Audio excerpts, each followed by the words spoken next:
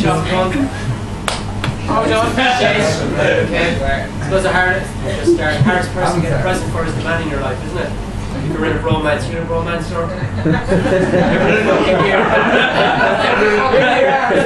Every fucking year. And then it gets me the same fucking present. Another check shirt from Jack and fucking Jones. Because that's what you want. The man in your life. Sorry, sir, I'm not looking at your check shirt. It's not from Jack and Jones, but it looks like it's fucking tailored. A fucking check shirt from Jack and Jones, or a fucking hoodie from Jack and Jones. You can't go wrong. Okay?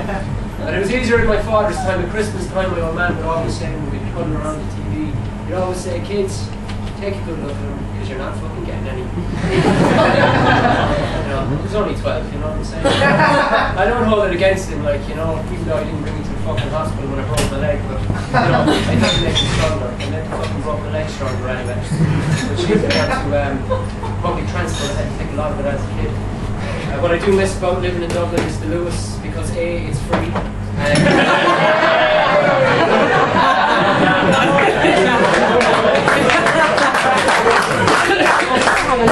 Listen, I use my own man's social welfare pass, so I never fucking pay for it. A, it's free, and of course you meet the salt of the earth when you're on it. You know what I mean? I don't need to go to any gathering event, I just go on the fucking radio. For example, there 2 weeks ago I met a lovely young man. I got in, took my seat, and he said, "What the fuck are you looking at?" I'm sure lots of people in their life might have had that little moment of, you know, let's say a young man from a planting background, who's like can pass you on the street and say, "What the fuck are you looking at?" Okay, what you're actually looking at is a young man from a marginalised background who has no self-esteem, probably dropped out of school when he was young, maybe involved in substance abuse, his parents don't like him, he has a kid, he wish he didn't have a kid, fucking gender service, it's standard in general. So I looked at this young man for a few moments. The reason I had been looking at the young man was because, not because he had a child or anything like that, I wasn't judging him, because it was a former history student of mine in Clondalkin. And so I said, I actually used to teach you. He said, what? I said, I used to teach you history. Oh, fucking remember. Obviously. But anyway, we had this moment where I said, so anyway, it was Mark Cullen. You didn't fucking remember my name.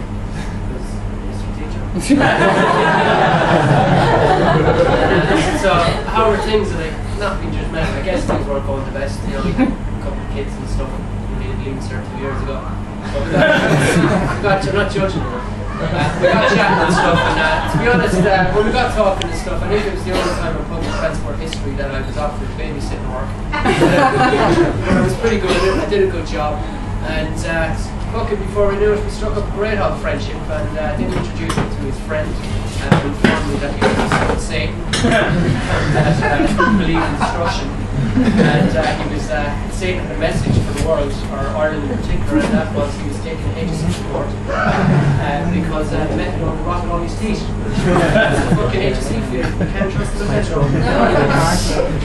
But anyway, I mentioned a little bit about teaching. What I love most about teaching is parent-teacher meetings. They're great, really, to be honest, for doing this shit. The other day I had a lovely parent in who said, my son got 10% in your history test, but his last teacher now he got 90%. I mean, what's that supposed to mean? I said, well, what that means is that your son is a fucking donut. And you can slice hand. So she pressed me on it a little further, and I said, oh, he got 90% of his last exam. Was the exam with fucking pictures only? But I have to say, the best type of parent I do, I just do, I love Nigerian parents because they're really straight down the fucking middle. You were telling me that the Wally was being bullied in your class. So Caplis, what does bully mean? I said, well, you know, he was not taking stuff down off the board and, you know, he knocked stuff off my desk. I will beat him for you tonight.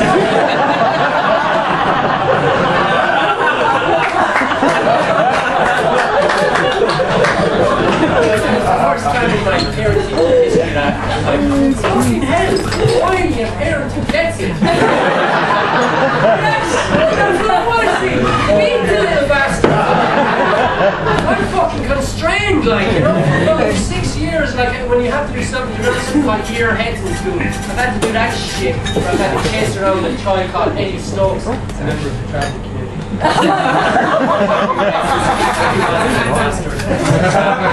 was 8:15, really cold, and off at 8:15 on a winter's morning. I'm like going, Eddie, we've been through this before. You're not allowed to leave the chickens into a potato sandwich before you start class. Why is that? Because they go right to you. That's right, because you go fucking mental. And I have to deal with your mother. And his older brother actually robbed my laptop, but again, I'm not judging. He borrowed my laptop. He went, I don't know about your laptop. I don't know about your laptop. It was on my desk. You were the last person to see catch my laptop. I don't know about your laptop. What are you meant for? What are you meant for? What is it? You know, anyway, they're great to have around the house. But yes, the Nigerian parents fucking great. I will pitching for you. There is no problem. I said, look, you don't have to be a Wally. But a few more of the fuckers down the back. Shit at night, no.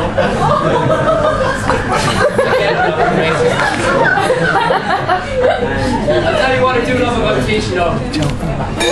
I love what the kids write in exams. Especially the ones who fuck up, because it's funny to get for this shit.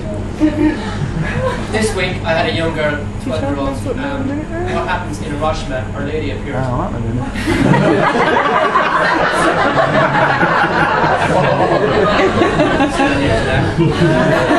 The Stone Age was one of the earliest known periods in history. Why was it called the Stone Age? It was called the Stone Age because that's when stones were introduced into Ireland.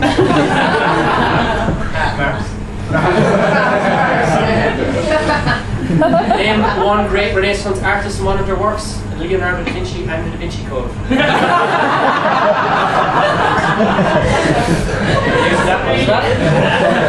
Where are you most likely to find the birthplace of your grandparents? On your fucking headstone. For honours, of course. For honours. Discuss the life of Charles Stewart Parnell. Charlo. Although I didn't know him myself.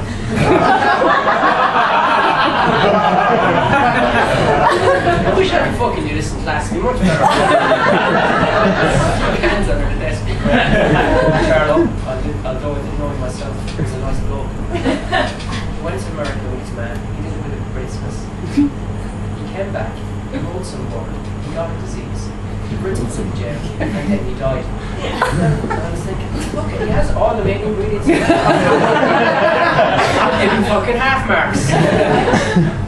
So that's when I was working. That excerpt was taken from the Nevin de la Salle in Finglas, my first tour of duty, which I remember fondly for many reasons. My first day in the classroom. Hello, Mr. Caplis, how are you? What can I remind me of? Don't say your father. No! Wayne Rooney!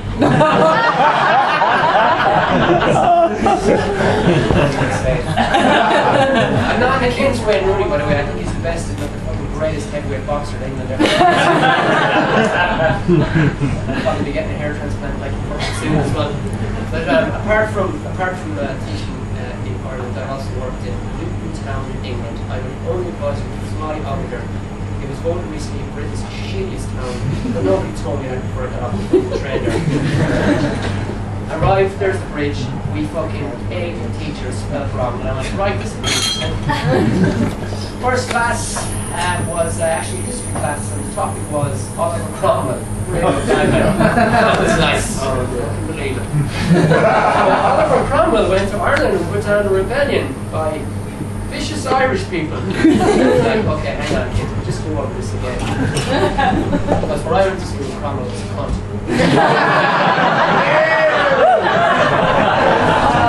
I have to say, I miss Emma Jail Birchall's interesting questions such as, Mr. Caplis, are you Irish? Apparently. Do you know the IRA? No, but I fucking wish I did. So, yes, England was basically involved me basically involved me going into Iceland getting about 6 cans every fucking day. That's what my teaching experience was like in England, full stop. Okay, but I wasn't always in the teaching classroom. I also worked as something called a behaviour support teacher. It gets better. I worked in Southdale and Limerick and Smithfield up the road. The crack I had was fucking amazing. Especially supervising the library in St. David's Community School in Southdale and Limerick on a Friday. I had a fucking experience. Especially when I'm eavesdropping some young men who would argue like this. Shut up, you have a head like a mushroom. Shut up, you. Yeah, go on. Your mother's a prostitute. Yeah, you should know. You rode her last night. Now, the thing was, I was going to send a letter home to their parents. But for the fact that they were, and this is true, identical fucking twins.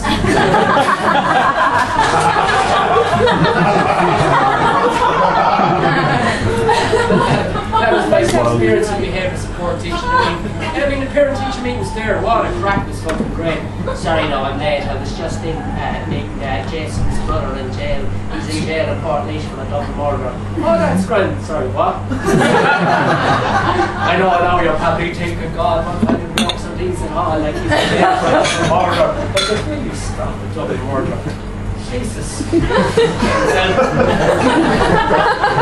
Anyway, it was my fault that my fucking daughter got pregnant at 15. Again, I'm not judging, right?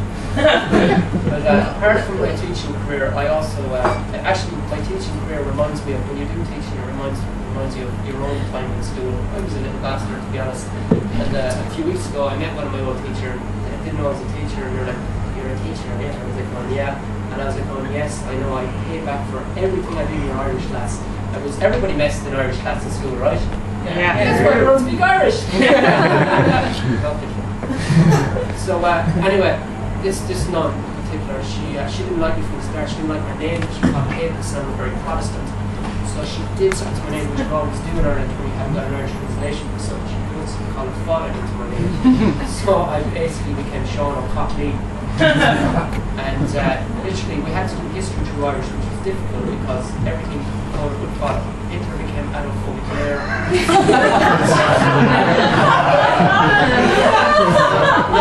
Not so threatening.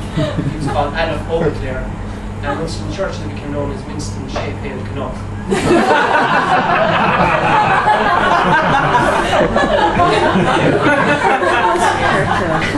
All I fucking remember about my fucking time in primary school with this crazy nun was fucking Paula and somebody called Padre Pio. He was fucking saying that, you know, I took laser treatment and I fucked up his hands or something.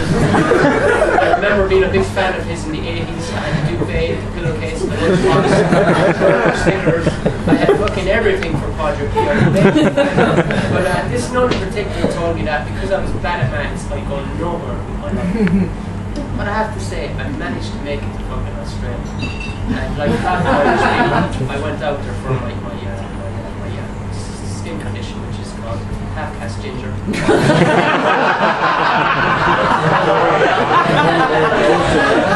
Alright, the technical term is something called auburn. I was there for about a year, and I worked as something called a fruit picker, and I have to say the Australians found me slightly exotic.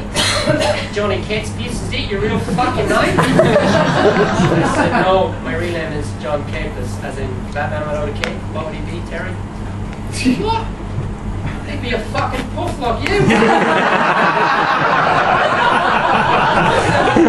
I went to this fucking, when I was in Australia, I didn't do what most Irish people would fucking do. I didn't stay in the city for the 12 months of the fucking visa and fucking, you know, wear a hurling jersey. Okay, no, I didn't do that. And the Uncle Doris would get pissed and say, I miss home so much.